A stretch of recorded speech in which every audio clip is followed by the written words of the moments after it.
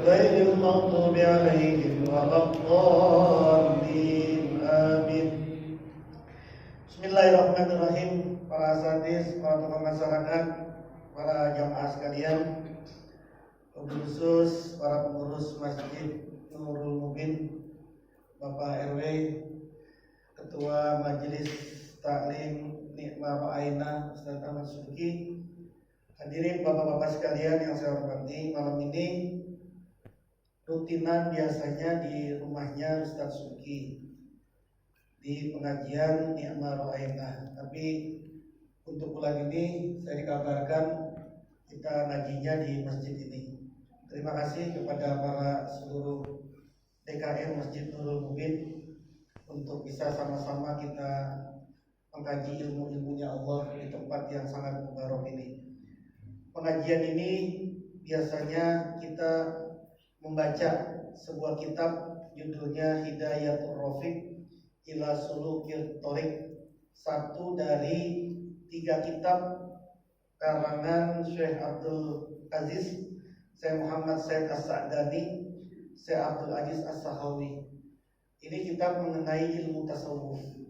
Ilmu tasawuf, satu ilmu dari 3 ilmu yang hukumnya fardu ain, hukumnya wajib untuk dipelajari selain fikih, akidah, dan juga tasawuf. Nah, kita sudah masuk pada pembahasan mengenai fadlul ilmi, keutamaan dari sebuah ilmu, ya ilmu 3 ilmu tadi, terutama ilmu tasawuf. Bismillahirrahmanirrahim. Wa tariqu ilallahi la budda bi fihi minal ilmi. Jalan menuju kepada Allah itu wajib menggunakan ilmu. Kita ini kan pasti jalan ke Allah ini. Tidak ada yang tidak ke Allah. Inna lillahi wa inna ilaihi. Kan semua kan pasti ke Allah. Mau kemana emang? Emang ada yang cita-citanya di sini nggak masuk akhirat? Walaupun nggak punya cita-cita masuk akhirat, mau kemana lagi kalau nggak ke akhirat? Senang nggak senang, suka nggak suka, siap nggak suka, pasti kita akan kembali ke hadratnya Allah. Pasti itu, pasti. Nah, kemudian menuju ke jalannya Allah itu, menuju kepada Allah itu wajib menggunakan ilmu. Jangankan menuju ke Allah, Bapak dari rumah ke sini saja harus pakai ilmu. Harus pakai ilmu jalannya, terus kemudian arahnya. Saya ini asli sini, asli Radio Darul, Haji Zainuddin situ, Gang Anggrek. Ini aja baru tahu ini masjid ini. Kalau saya tadi kagak dituntun ke sini, nyasar-nyasar kan saya. Mau dari jalan Gang Haji Zainuddin, mau kemari aja saya harus pakai ilmu. Ini baru mau kemari, belum mau ke hadratnya Allah. Jadi semua perjalanan kita harus menggunakan ilmu. Hatta yakunal insanu ala basyiratin fi af'alihi. Sehingga setiap manusia itu di dalam perbuatan-perbuatannya itu melek, basyirah, melek, melihat perbuatan itu bisa dilihat, bisa mengetahui mana yang baik, mana yang buruk, mana yang halal, mana yang tidak halal. Biar tahu. Kenapa? Karena pakai ilmu. Sholat ada ilmunya, jadi tahu nih, ini loh yang membatalkan, ini loh yang memakruhkan, ini loh rukunnya, harus pakai ilmu itu. Puasa harus pakai ilmu. Ibu-ibu ngulek cabai aja, ngulek sambal pakai ilmu nggak? Bu, bikin kopi pakai ilmu nggak? Pakai ilmu. Kalau kemudian bikin kopi nggak ala basyiratin, bikin kopinya itu nggak melihat, maka kemudian yang terjadi, yang tadinya pengen ngambil gula, keambil garam. Itu kenapa? Karena basirahnya nggak ada, penglihatannya tidak ada. Dipikir itu garam, dipikir itu gula, diambil garam. Maka kemudian yang terjadi, kopinya menjadi kopi asin. Itu kan persis seperti kejadiannya baginda Rasul itu. Rasul suatu malam dibikinin teh sama Aisyah, kemudian Aisyah karena gelap itu lupa, salah melihatnya, diambillah kemudian gula itu. Ketika Nabi minum itu, Nabi pucat, berubah mukanya gitu, kaget. Aisyah nanya, kenapa Rasul, ada yang salah? Enggak apa-apa. Kagak kayak kita bentak-bentak, lu bikin kopi, bener apa enggak gitu ya. Terus diminum, enggak apa-apa. Terus Aisyah penasaran Aisyah ini, kok pasti ada yang gak beres nih. Diminum sama Aisyah, ternyata asin. Maaf ya Rasul, ini saya yang salah ngasihnya, mestinya tadi ngasih gula, ngasih Apa kata Rasulullah? Gak apa-apa Aisyah, sebaik-baik minuman adalah yang asin. Sebaik-baik minuman adalah yang asin. Tapi jangan dipraktekin di rumah. Nanti ibu pulang ke rumah, terus bikin kopi, lalu pakai garam, terus menguapinya. Kok asin banget? Tadi habis ngaji. Kata Nabi, ada hadisnya. Sebaik-baik minuman adalah yang asin. Enggak. Memahami hadis itu enggak begitu. Maksudnya apa sih nih? Nabi ngomong ini maksudnya apa? Nyenengin siapa? Nyenengin Aisyah. Biar lega hatinya, kalau dibilang begitu lega hatinya. Nah, bikin kopi, bikin apa aja harus pakai ilmu ala basyirah, sehingga dia terlihat yang mana yang kopi, yang mana yang teh, yang mana yang gula, yang mana garam, itu terlihat. Sholat juga begitu, puasa juga begitu, perbuatan juga begitu. Kita kerja ini biar ada basyirah, ada ilmunya, biar tahu ini haram loh, ini haram, ini makruh, ini halal, ini kalau yang begini batalin sholat, ini Anda kemudian melakukan begini, ini bisa batal loh puasanya. Itu kalau nggak pakai ilmu, nggak basiroh itu. Kalau nggak pakai ilmu, tidak bisa melihat. Contoh yang gampang aja karena di masjid ya.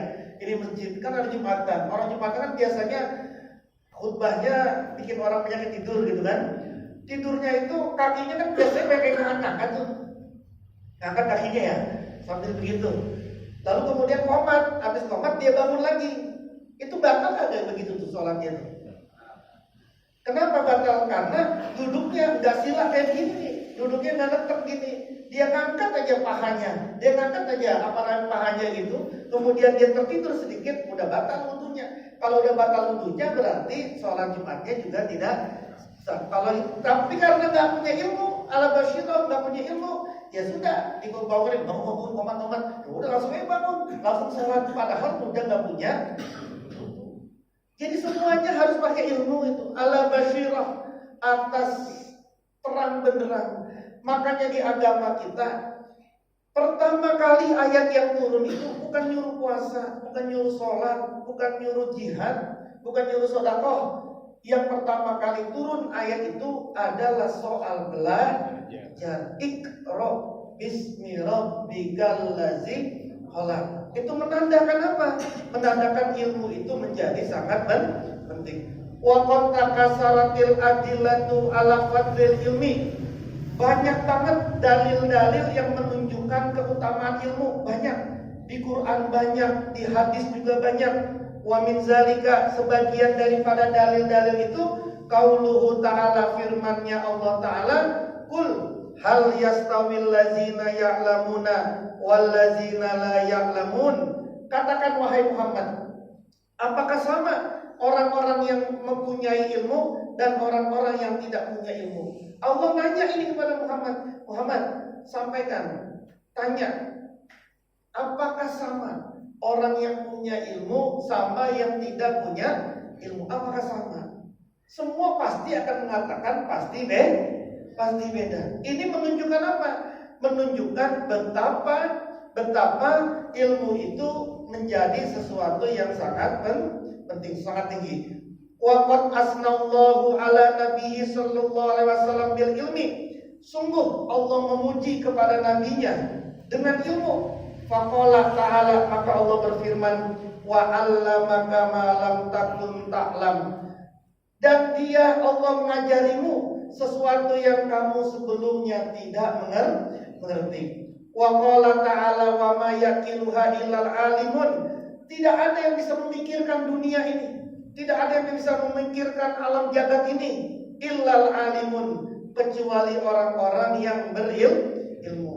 Dalam ayat yang lain dikatakan yarfa'illahu allazina amanu minkum wallazina utul ilma darajat.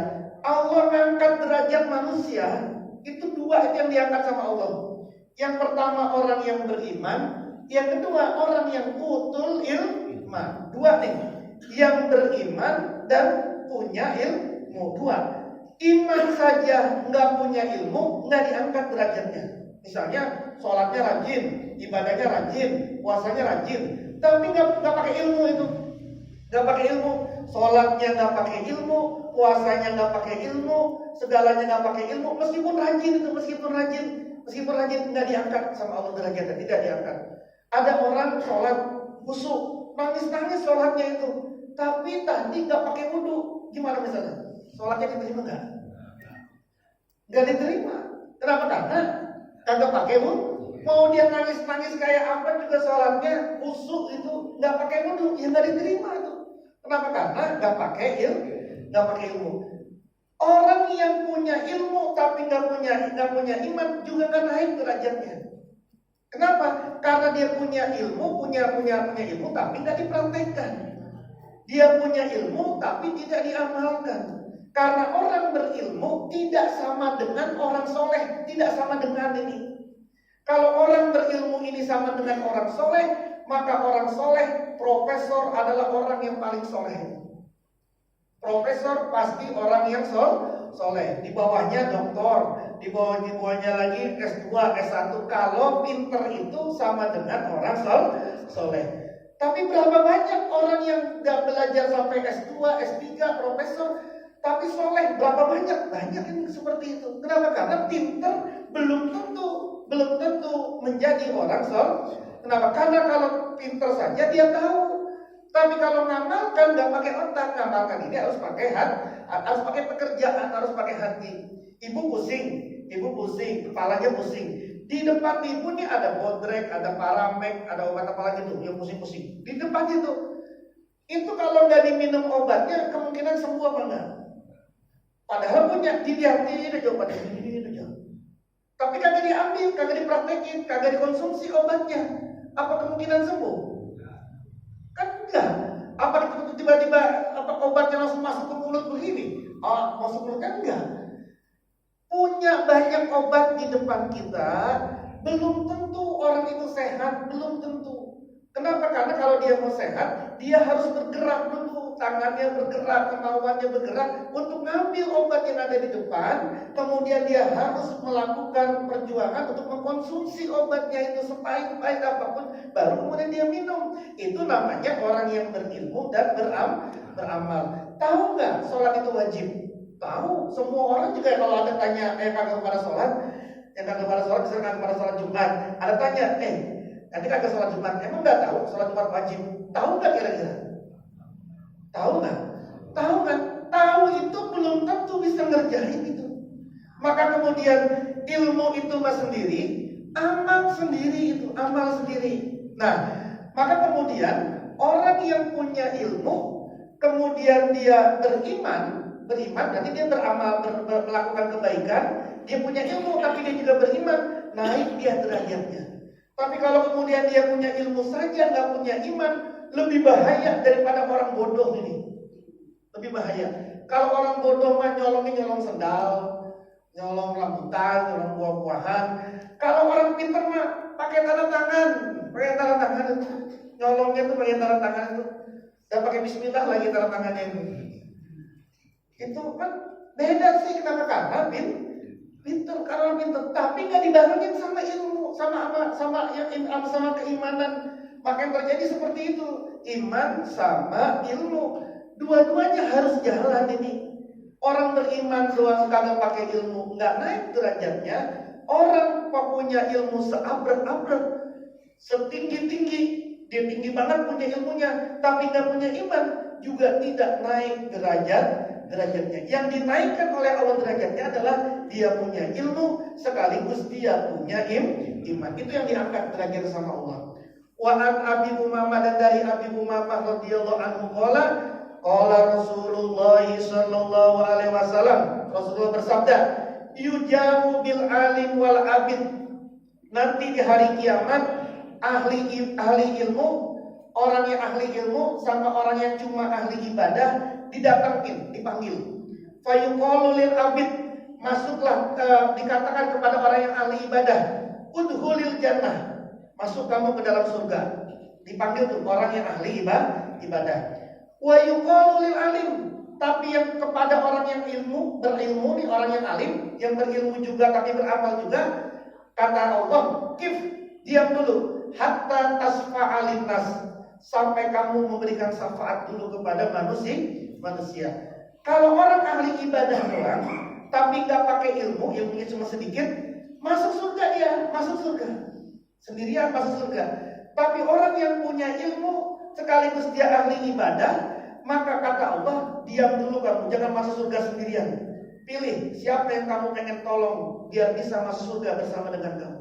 Itu namanya syafaat. Karena syafaat itu kan berjenjang. Nanti syafaat yang paling tinggi namanya syafaatul uzma dari baginda Rasulullah Muhammad sallallahu. Jadi orang yang punya ilmu dan beramal, dia bisa memberikan syafaat. Kata Nabi, dia bisa memberikan syafaat kepada siapa? Ya kepada siapa? Ya Allah, itu teman saya itu, teman nongkrong saya tuh, memang dia rada-rada bandel-bandel sedikit, tapi sudah ya Allah, dia ikut saya mulu itu, udah masuk ke surga. Punya hak itu. Orang yang punya ilmu dan punya amal ibadah punya hak itu. Tuh ya Allah tuh, dia tuh saudara saya tuh yang rada-rada nakal-nakal sedikit, tapi sudah ya Allah, maafin. Kasih syafaat. Bisa itu seperti itu. Buat siapa itu? Orang yang berilmu sekaligus dia beramal. Tapi kalau dia ahli ibadah doang, nggak ngaji, nggak belajar nih kayak kita nih, nggak belajar, nggak mau tahu majelis taklim, nggak pernah pengen tahu belajar ilmu, ya pokoknya sholat aja, ibadah aja, nggak pengen belajar, surga dia, insya Allah surga kata Nabi, tapi sendirian. Nanti anaknya, istrinya, saudaranya, temannya masuk neraka, ya sudah, pokoknya dia aja sendirian, nggak bisa memberikan syafaat. Wa warada aidan, dan Allah juga dan Rasulullah juga bersabda, dan datang hadis ini juga, yuzanu madadul ulama bidammis suhada. Darahnya, tintanya para ulama itu ditimbang dengan darahnya orang yang mati syahid, ditimbang.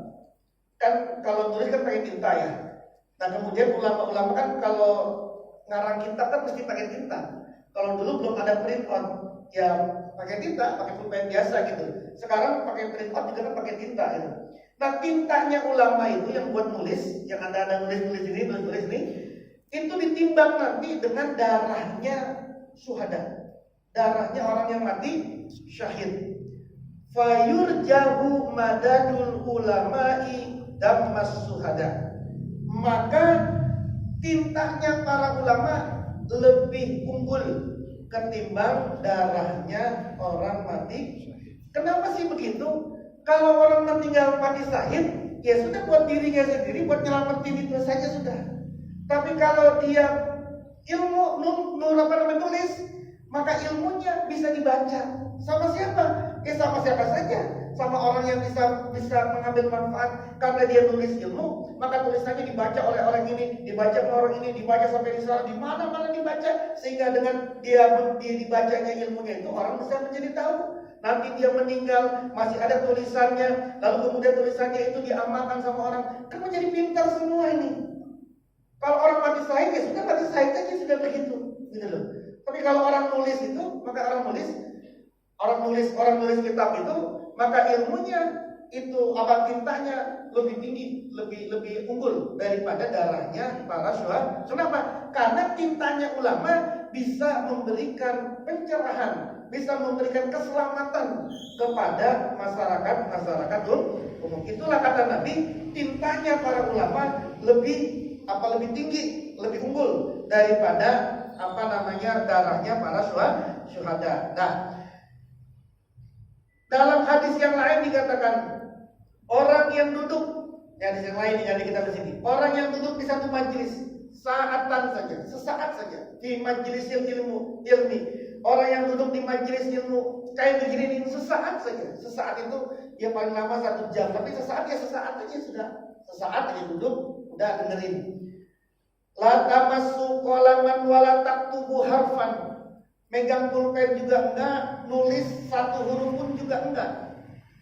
Itu kata Nabi lebih baik daripada merdekakan 1000 budak, dan lebih baik daripada ibadah sholat 1000 rakaat. Unjuk tangan di sini, siapa yang bisa sholat 1000 rakaat di sini?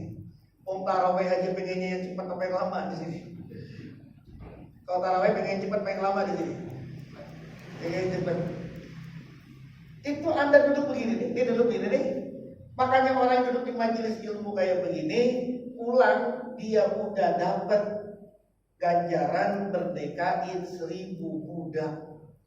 Alhamdulillah. Alhamdulillah 1000 budak. Satu budak itu kira-kira satu Innova lah sekarang kira-kira gitu.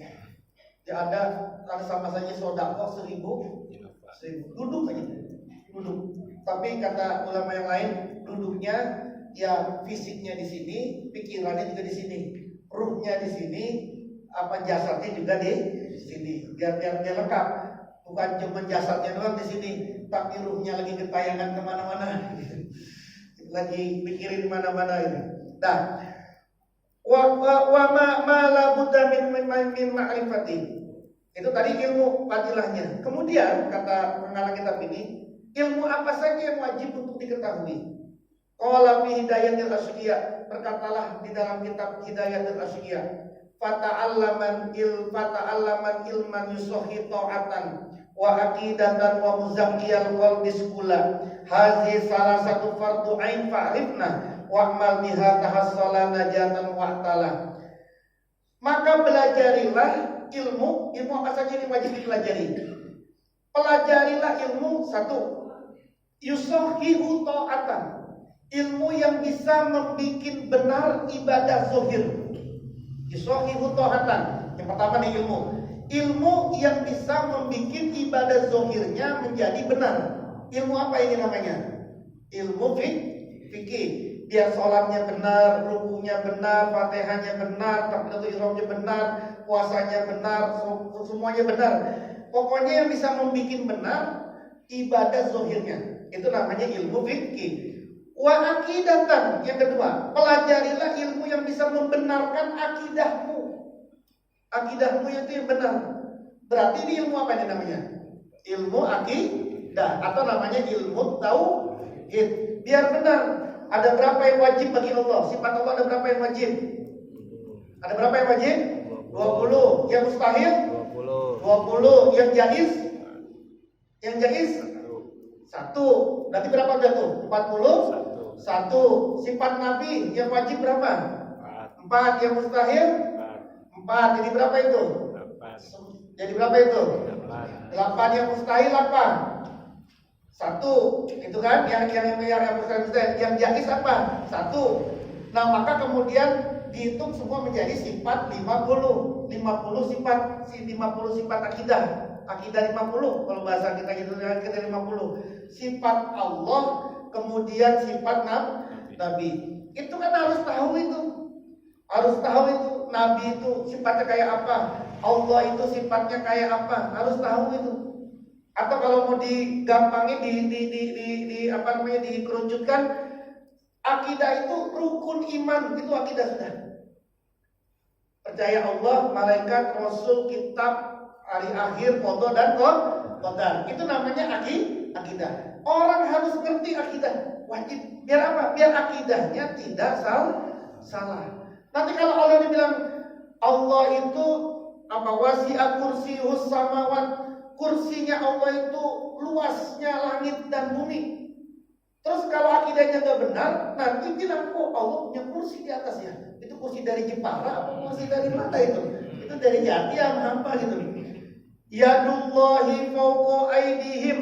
Yadul itu artinya tangan Allah di atas tangan mereka. Kalau nggak punya akidah, nanti bilang, oh Allah itu nanti punya tangan. Itu tangannya gimana tuh ya? Bukunya kayak apa? Sebenarnya ada bulu-bulunya kayak. Rusak semua itu akidahnya itu. Rusak. Wa yabqa wajhu rabbika dzul jalali wal ikram. Wajahnya Allah itu kekal. Wajah. Dipikir Allah itu punya wajah kayak kita nih, wajahnya. Kalau kemudian akidahnya enggak benar, nanti akan menyamakan Allah itu punya wajah. Oh, Allah itu berwajah. Terus kalau Allah berwajah, berarti wajahnya bulat, lonjong apa-apa. Itu kan rusak semua nih akidah. Pun juga begitu malaikat. Ada berapa yang wajib? Malaikat yang nanya-nanya di kuburan itu siapa namanya? Itu nanya di kuburan atau nanya di alam kuburan itu? Kalau kemudian dia lagi nanyain di sini, kemudian di sana ada yang meninggal, gimana dia nanyanya? Bentar ya, antri. Sono dulu gua ke Eropa dulu ada yang meninggal sono. Gitu ya. Terus kan namanya siapa tuh? Munkar? Munkar Nakir itu nama malaikat atau nama jabatan malaikat itu? Atau nama malaikat gitu? Kalau nama malaikat, oh malaikat Munkar Nakir. Nanti otaknya mikir nih. Terus gimana dia nanya itu? Nanya ini katanya pakai bahasa Arab.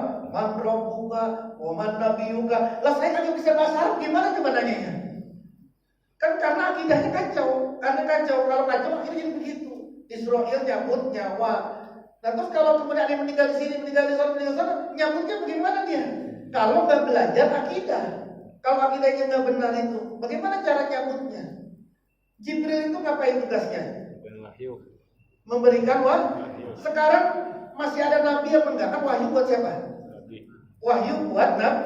Tidak ada orang itu yang dikasih wahyu kecuali nabi. Manusia dikasihnya ilham selain nabi itu. Yang dikasih adalah wahyu. Apa masih ada nabi sekarang? Terus ngapain nih Jibril? Pensiun. Jibril pensiun gitu. Lama kerja pensiun. Apa begitu gitu? Kan ini kan harus belajar ini. Belajar namanya belajar akidah. Biar akidahnya tenang, benar gitu loh. Terus nanti kitab-kitabnya, belum nanti kodok dan kodalnya, belum nanti hari itu banyak gitu. Yang harus diselesaikan tuh banyak banget gitu loh. Yang harus dipelajari, makanya ilmu akidah itu menjadi ilmu yang sangat penting. Dia hukumnya malah fardu ain. Sering saya bilang begini, Allah itu ada apa enggak? Ada. Kalau ada, apakah sesuatu yang ada wajib menempati sesuatu enggak? Sesuatu yang ada itu biasanya menempati sesuatu enggak? Menempati ruang enggak? Misalnya kita ada nggak di sini? Kita ingin menempati apa di sini? Masjid, ya kan? Kita ada karena ada ruang nih, makanya kemudian kita ada, gitu kan? Di air ini ada nggak? Ada. Apa ruangnya? Ini. Nah kemudian kalau ditanya, kita ciptaan orang tua kita melalui orang tua kita, gitu kan? Orang tua kita melalui kakeknya, terus sampai ke Nabi Adam langsung ditiupkan ruhnya sama Allah. Allah siapa yang ciptain? Ketika Allah itu Allah adanya di mana tuh? Kalau kemudian Allah itu ada, dia menempati ruang, berarti duluan Allahnya apa duluan tempatnya? Tempatnya. Kalau duluan tempatnya, yang ciptain tempatnya siapa? Berarti kan yang Tuhannya bukan Allahnya, yang nyiptain tempat. Nanti yang nyiptain tempat itu, nyiptain itu siapa yang nyiptain? Iya Allah gitu, iya gitu. Kan bingung kan, pusing kan? Bingung kan? Sampai di sini kan, Allah ada, iya Allah ada, tapi Allah tuh adanya di mana? Gitu. Adanya di mana? Adanya di langit, oh berarti di luar langit dong sama Allah. Itu kalau nggak belajar akidah, rusak semua otak manusia itu. Makanya anak-anak muda kita yang belajar sekuler gitu di kampus-kampus, apalagi dia belajar filsafat, udah kacau semua itu. Pikirannya udah kacau semua. Kenapa? Karena main logika. Padahal akidah itu bukan urusan logika, dia urusan hati, urusan kolbu. Meskipun bisa dijelasin Allah itu ada, sebelum kata ada itu ada, Allah itu sudah ada. Udah begitu akhirnya. Kesimpulannya, Allah itu ada. Sebelum kata ada itu ada, Allah sudah ada. Jadi duluan ada apa duluan Allah? Allah.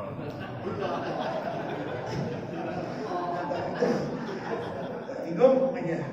Oleh belajar akidah kita, selamatnya kita itu karena akidah kita adalah akidah Asy'ariyah Maturidiyah. Kita ini kan Ahlussunnah wal Jamaah kan semua di sini. Ini pakai kunut nggak di sini? Tarawihnya 20 ke 8 di sini. Akidahnya pakai wujud tidak bako nggak di sini? Wujud tidak bako mukhalafatulil. Belajar nggak? Belajar itu nggak di sini? Berarti kita ini Asy'ariyah Maturidiyah. Untungnya paham Asy'ariyah Maturidiyah ini tidak ekstrem kiri, tidak ekstrem kanan, tidak jelimet memahami apapun urusan akidah itu nggak menjelimet, tidak mempertanyakan sesuatu yang sebenarnya tidak perlu dipertanyakan gitu. Makanya selamatlah kita, ulama-ulama kita memilih di antara firqah ini ada Qadariyah, ada Jabariyah, ada Mu'tazilah, segala macam itu yang dipilih sama kita itu adalah yang dipilih sama ulama kita itu adalah siapa? Asy'ariyah dan Maturidiyah. Misalnya kalau kita Jabariyah, itu kan Jabariyah mengatakan manusia itu kayak patung, manusia itu kayak wayang. Saya megang begini, siapa yang menggerakkan saya megang ini? Ya, tangan. Tapi siapa yang mengizinkan saya memegang ini nih? Allah. Kalau Allah nggak mengizinkan saya megang ini, apakah saya bisa megang ini? Kita di masjid ini, siapa yang mengizinkan ini? Allah. Kalau Allah nggak mengizinkan kita ada di masjid ini, bisa nggak kita di masjid ini? Enggak. Itu benar apa nggak begitu? Benar. Nanti ada orang mabuk. Tanya, ente mabuk kenapa? Ya saya diperintahin sama Allah. Kalau Allah kadang izinin saya mabuk, nggak bisa saya mabuk ini. Nanti ada orang nyuri, nyuri. Saya digerakin sama Allah saya. Kalau Allah nggak izinin saya nyuri, mas saya kagak bisa nyuri. Bagaimana coba anda gitu? Emang yang bagus-bagus doang yang diizinin sama Allah. Nanti kalau ada yang begitu bagaimana? Untuk makanya kan itu udah bapak-bapak yang tua-tua udah jangan mikirin kayak gitu ribet.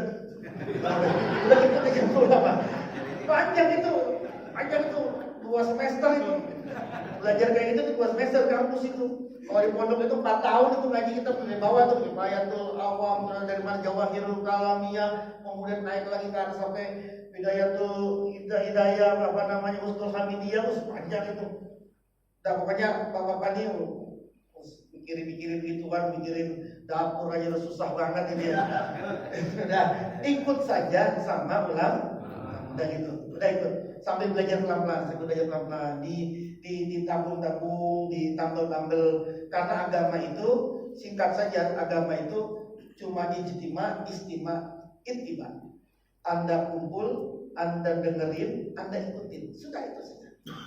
Saya nggak pintar-pintar banget nih, nggak bisa belajar nahu, nggak bisa belajar ini. Sudah ikut saja sama orang yang ikut, sama orang yang ikut, sama orang yang ikut, sama orang yang ikut sama Rasulullah SAW. Nanti ke bawah. Sering saya contohin begini. Bapak datang maulid sendirian, ya datang ke masjid ini nih, datang maulid kira-kira berkatnya biasa apa luar biasa? Berkatnya luar biasa, sendirian biasa. Ya. Duduknya kira-kira gimana tuh? Tapi kalau bapak itu datang sama kiainya, sama penceramahnya, beda nggak kira-kira? Bapak itu dihormatin nggak? Ibu datang maulid sama ustazahnya, beda nggak? Beda. Yang dilihat sama orang ustazahnya apa kita? Ustazahnya. Makanya kemudian kita ikut ke bawah. Agama juga begitu. Simpel saja agama. Anda ikut saja. Jangankan manusia, anjingnya Ashabul Kahfi aja masuk surga gara-gara ngikut ulama. Siapa anjingnya namanya? Kitmir namanya. Kitmir itu anjing, satu-satunya anjing yang masuk surga. Kenapa? Karena dia nemenin. Itu nggak najis, apa? Najis. Kalau menurut Imam Syafi'i najis. Tapi kalau menurut imam yang lain nggak, Imam Abu Hanifah, Imam Hambali nggak najis. Makanya kalau bapak ke Turki, bapak ke Uzbek, bapak ke Irak, itu kan rata-rata mazhab Hanafiyah tuh. Mazhab Hanafiyah nggak menganggap najis anjing itu najis enggak. Kecuali anjing gila atau anjing liar, najis dia. Tapi kalau anjing peliharaan enggak. Makanya ulama-ulama dulu, coba ada ke Turki, ada ke Uzbek, ada ke Irak itu orang-orang Islam, ulama-ulama banyak pegang anjing itu. Kenapa? Karena mazhabnya bukan kita ini, bukan Syafi'i, tapi mazhabnya Hanafi. Nanti bingung, apa tuh mazhab? Sudahlah. Itu panjang lagi. Nah, yang ketiga terakhir nih sebelum tutup. Wa muzakkiyal qalbi tuskulah. Yang ketiga, pelajarilah ilmu yang dapat membersihkan hatimu. Yaitu ilmu apa ini? Ilmu tasawuf. Ilmu yang bisa membersihkan hati. Emang hati itu bisa kotor? Oh, bisa banget. Jasad aja perlu dibersihin, hati juga harus dibersihin. Unjuk tangannya nggak punya sombong di sini, unjuk. Yang nggak punya rasa malas di sini, yang nggak punya rasa dengki di sini, yang nggak punya rasa riya di sini, yang nggak punya rasa bangga dalam diri, unjuk tangannya siapa di sini. Terus ini mau didiemin saja ini kotoran begini nih. Penyakit ini pengen didiemin saja ini. Sampai mati masih punya ini kita ini. Masih punya sombong. Apalagi sombong itu dosa yang paling gede. 3 dosa besar itu sombong itu. Yang iblis itu gara-gara sombong itu, yang tadinya dia Sayyidul Malaikat, dia itu pemimpinnya para malaikat, turun derajatnya itu dia iblis itu. Gara-gara cuma 3 kata itu. Ana khairum minhu. Aku lebih baik dari Adam. Cuma ngomong gitu doang tuh. Ketika bilang sujudlah engkau kepada Adam, fasajadu illa fasajadul malaikat fasajadu illa mereka semuanya sujud kecuali aba wastakbaru. Kenapa? Karena enggan dan sombong. Iblis itu dulu namanya Azazil, dulu namanya nih Azazil. Azazil ini pemimpinnya malaikat. Jibril masih senior dulu, masih junior, masih anak buah dulu Jibril itu. Belum senior itu. Yang paling pemimpinnya namanya Azazil itu. Azazil nggak mau sujud sama Adam karena dia sombong. 3 kata tadi itu, ana khairum minhu. Yang tadinya dia paling tinggi derajatnya, pemimpin, langsung dia menjadi yang paling buruk. Bahkan namanya langsung dirubah sama Allah jadi iblis. Jadi iblis langsung disebut iblis langsung jadi iblis. Padahal tinggi banget tuh. Kalau Anda RT bukan, RW bukan, pejabat bukan, sombong, jatuhnya kemana lagi sudah?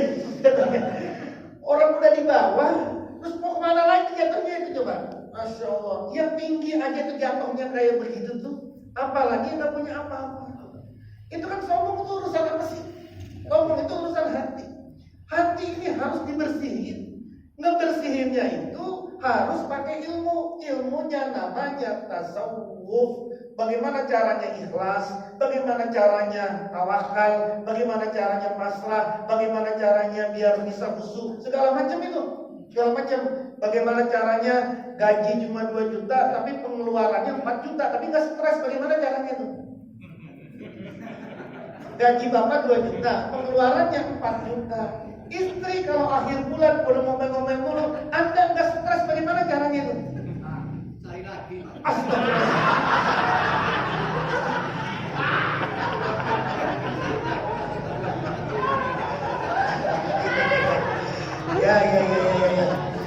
Ya. Pokoknya gitu ya. Ridho, rela, pasrah, menerima, tenang, itu bukan urusan akal, itu urusan hati. Yang itu harus dipelajari, harus diamalkan.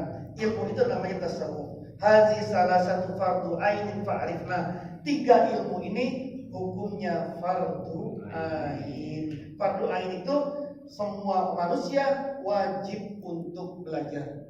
Tidak boleh satu pun yang tidak dipelajari. Kalau fardu kifayah, kalau satu yang udah belajar, yang lain gugur. Di sini sudah ada yang belajar ilmu ekonomi, yang lain sekampung ini gugur sudah. Di sini sudah ada yang belajar ilmu politik, sekampung gugur semua. Kewajibannya. Tapi kalau 3 ilmu ini, semua manusia wajib dipunya. Kenapa? Karena 3 ilmu ini mengisyaratkan kepada 3 rukun agama. Rukun iman, rukun Islam, rukun ihsan. Rukun iman adalah akidahnya, rukun Islam adalah fikihnya, rukun ihsan adalah tasawuf. Wallahu a'lam bishawab. Ada yang mau ditanyain sampai 5 menit ke depan? Ada yang mau tanya enggak? Enggak ada. Ada yang mau ditanyain? Silakan. Enggak ada. Cukup ya. Kalau nggak ada cukup ya. Terima kasih para bapak-bapak, para jamaah yang ada di sini sudah berkenan untuk jadi raudhah dari Nikmah Ro'aina. Doakan ini teman-teman bisa istiqomah untuk bisa tetap mempelajari ilmu-ilmunya Allah. Ya. Al-Fatihah. A'udzubillahi minasyaitonirrajim. Bismillahirrahmanirrahim. Alhamdulillahirabbil alamin arrahmanir rahim maliki yaumiddin. Iyyaka na'budu wa iyyaka nasta'in ihdinas siratal mustaqim siratal ladzina an'amta 'alaihim ghairil maghdubi 'alaihim waladdallin. Amin. Terakhir biar nanti sama kita ada salawat yang biasa kita baca dari Toriko Qadiriyah Naksabandiyah Maksudalaya, namanya selawat Bani Hashim namanya. Biar nanti kita sama-sama baca Bani Hashim. Saya berikan Bani Hashim ini kepada semua yang ada di sini.